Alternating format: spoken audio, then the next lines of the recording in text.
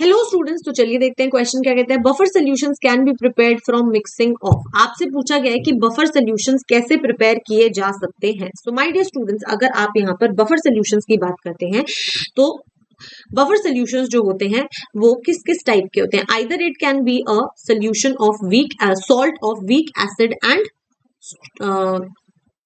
It can be a mixture of weak acid and its salt. अब ये जो salt होगा वो एक स्ट्रॉन्ग बेस के साथ होगा, ठीक है। यस, एग्जाम्पल लिख लेते हैं तो ज्यादा अच्छे से समझ आएगा। वीक एसिड CH3COH और उसका सॉल्ट एक स्ट्रॉन्ग बेस के साथ CH3COONA, ठीक है। सिमिलरली दूसरे टाइप के बफर क्या होते हैं, आपके पास में वीक बेस है और उसका सॉल्ट है एक स्ट्रॉन्ग एसिड के साथ, जैसे कि NH4OH plus NH4Cl, HCl strong acid के साथ उसका सॉल्ट। तीसरे टाइप के होते हैं आपका सॉल्ट हो वीक एसिड और वीक बेस का, यानी कि CH3COONH4, ठीक है। इस टाइप के आपके बफर्स होते हैं। चलो अब देखते हैं। फर्स्ट कहता है स्ट्रॉन्ग एसिड। भाई स्ट्रॉन्ग एसिड का बफर नहीं होता है, ठीक है, ये तो बिल्कुल नहीं हो सकता। सेकेंड पे डिस्कशन करेंगे, पहले थर्ड पे चलते हैं। थर्ड क्या कहता है, थर्ड कहता है दैट यू हैव CH3COOH, आपके पास क्या है, एक वीक एसिड है, ठीक है। अभी तक हम यहां तक पहुंचे वीक एसिड।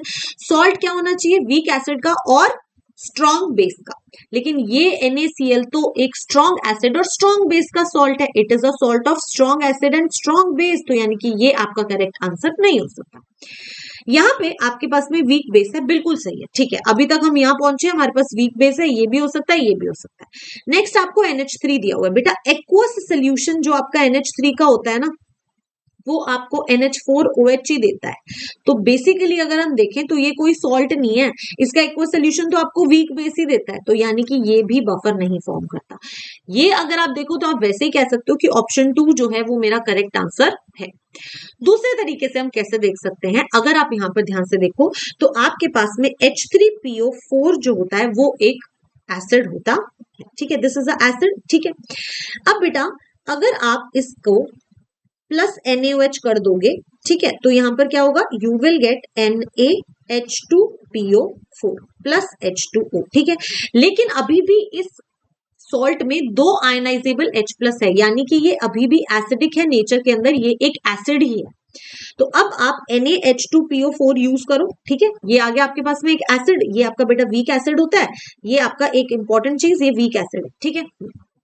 अब NaH2PO4 को मैं एक स्ट्रॉन्ग बेस के साथ रिएक्ट करवा रही हूं, तो आपको मिलेगा Na2HPO4 प्लस H2O। तो अगर आप यहां पर ध्यान से देखो तो आपके पास में ये एक वीक एसिड है और ये इसका सॉल्ट है ना।